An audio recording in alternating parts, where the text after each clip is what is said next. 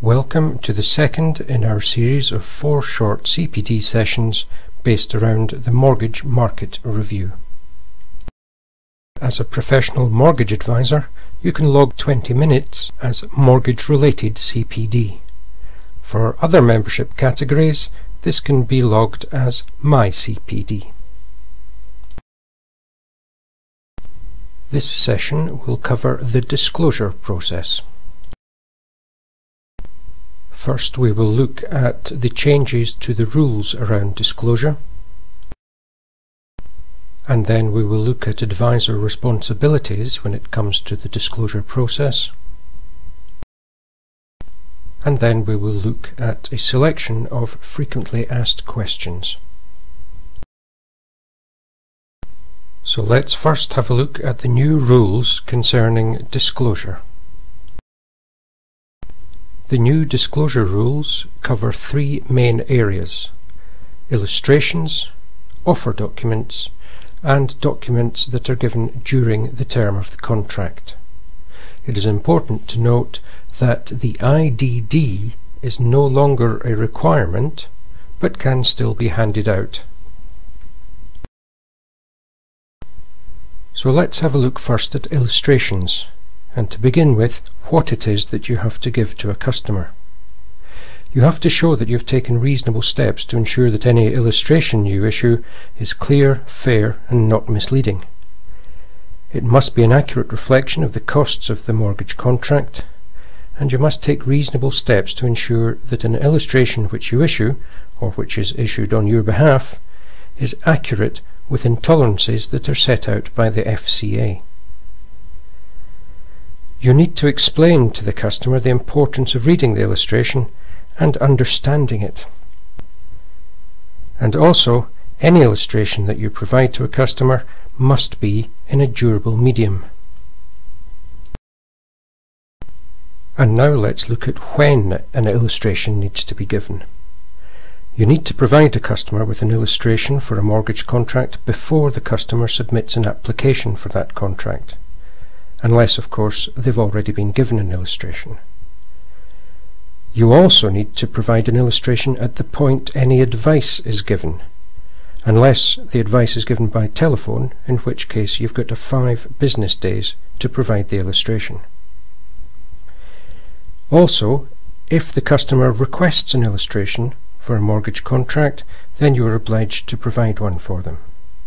This includes being part of an execution-only sale. The instances where you would not be required to provide an illustration would be in relation to a direct deal, if the customer refuses to disclose key information, or where the customer is not interested in pursuing the inquiry. You also do not need to provide an illustration if you or your firm does not wish to do business with the customer. The most important thing to remember is that you must not undertake any action that commits a customer to an application, including accepting product-related fees in relation to a contract, until the customer has had the opportunity to consider any illustration. The final topic we will look at for illustrations is the content. An illustration provided to a customer must contain the information as set out by the FCA. There must be prominent use of the Key Facts logo. Each section within the illustration must be clearly separated. All the amounts to be paid by the customer must be shown in columns that make the amounts of the repayments clear, and no section should be split across different pages except where it's impractical not to do this.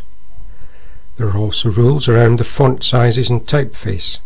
It should be consistent throughout the illustration and sufficiently legible so that the illustration can be read easily by a typical customer.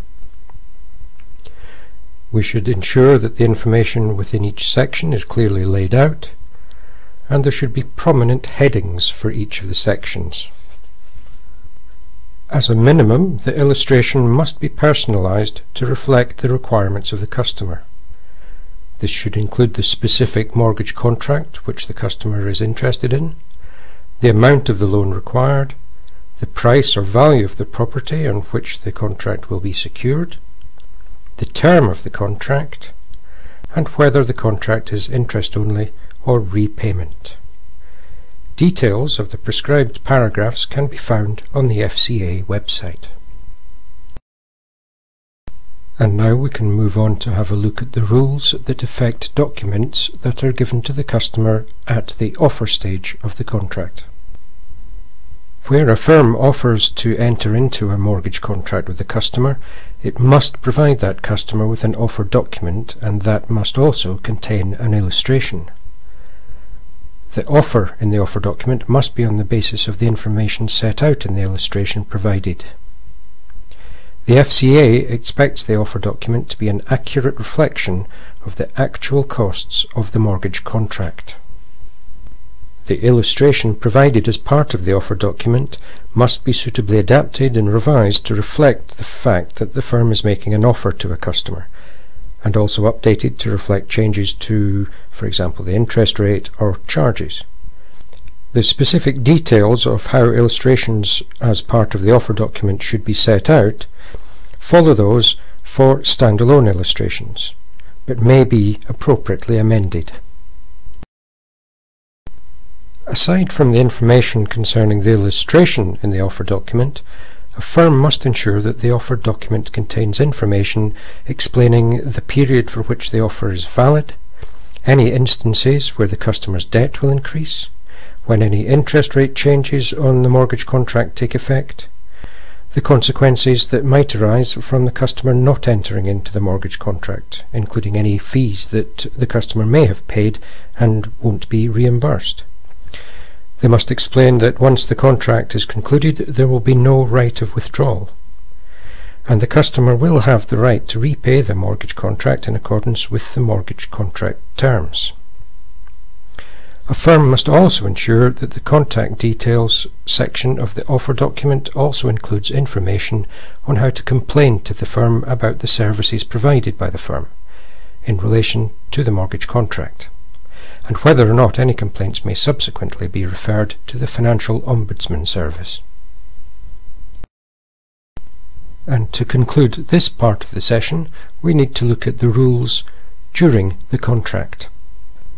Before the first payment, the customer must be provided with information about the amount of the first payment, the amount of subsequent payments if it's different from the first payment, the method by which the payment will be collected, and the date of collection of the first and subsequent payments, details of any insurance or investments that have been provided by the mortgage company, confirmation of whether the insurance or investment premiums are to be collected with the mortgage payments or separately, confirmation of whether the mortgage contract is a repayment or an interest-only mortgage, a reminder, if it is an interest-only mortgage, for the customer to check that a repayment strategy is in place, what to do if the customer falls into a payment shortfall, confirmation of any linked borrowing or linked deposits, and finally whether the mortgage contract permits the customer to make any overpayments or underpayments of the amounts due. As well as the information given to the customer before the first payment, the lender must also provide the customer with a statement at least once a year. This should cover information such as the date and amount of each payment made, the amount that was due during the statement period, the rates of interest applying during the statement period, the amount of interest charged and any other charges including fees and amounts due in relation to tied products.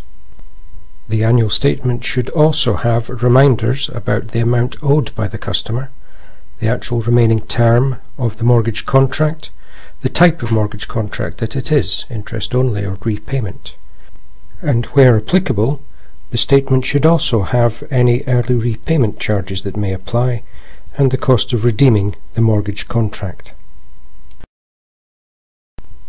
And of course, during the lifetime of a mortgage contract, there will be changes to the terms and conditions. A lender must give the customer reasonable notice in advance of any changes to the payments that the customer is required to make resulting from interest rate changes, and any material change to the terms and conditions of the mortgage contract where that change is permitted without the customer's prior consent.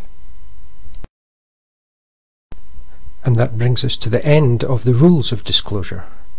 It is important to note that we haven't covered all the details that the FCA have stipulated within the rules, and you should be aware of anything that is applicable to your circumstances. In addition, there are also specific rules around high net worth clients, business loans, sale and rent back agreements, etc. So make sure that you know exactly where the information is held on the FCA website. Now that we've seen what the rules around disclosure are for MMR, we need to look at what the advisor responsibilities are. This is especially important if you are a professional mortgage advisor. Mortgage advisors must provide the customer with details of any limitations in the range of products they offer and what those limitations are.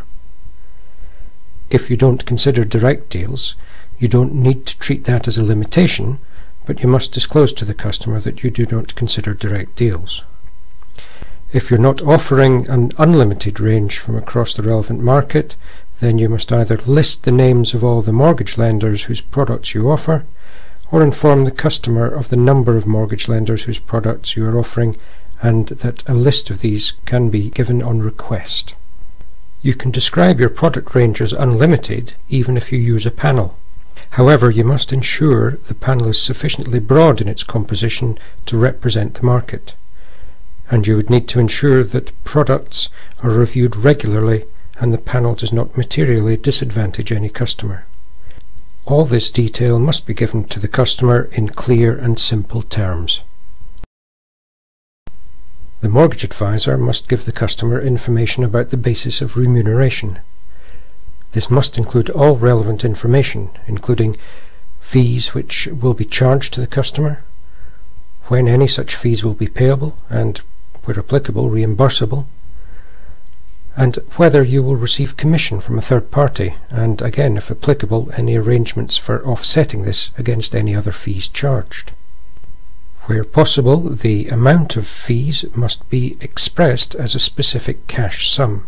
However, it is possible to provide details of percentages of other amounts, such as the amount borrowed as a fee, and where the fee is an amount based on an hourly rate, you must state the hourly rate in cash terms and set out what factors will determine how many hours it takes to provide your services. If your initial contact with the customer includes spoken interaction, then the initial disclosure information must be communicated and built into the initial discussions with the customer. If your initial contact is by telephone, then before proceeding any further, you must give the name of your company or your firm and the commercial purpose of the call. The disclosure of information to the customer about your range of products and remuneration must take place before any advice is given. In addition, if any advice is given, you must also follow the correct procedures for giving out illustrations. We have now covered the rules of disclosure and advisor responsibilities. There is a lot more detail involved in these, and we would encourage you to visit the FCA website to find out this information.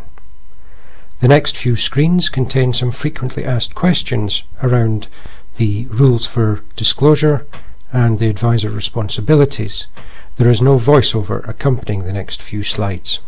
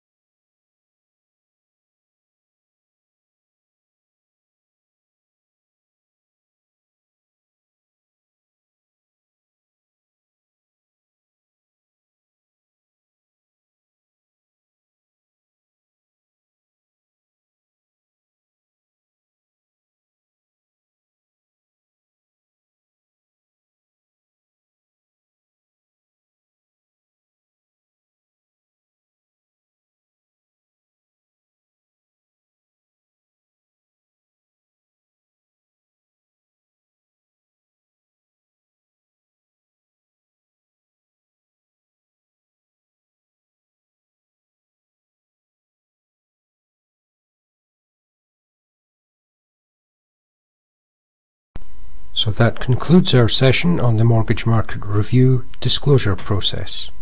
Remember to record this against your CPD.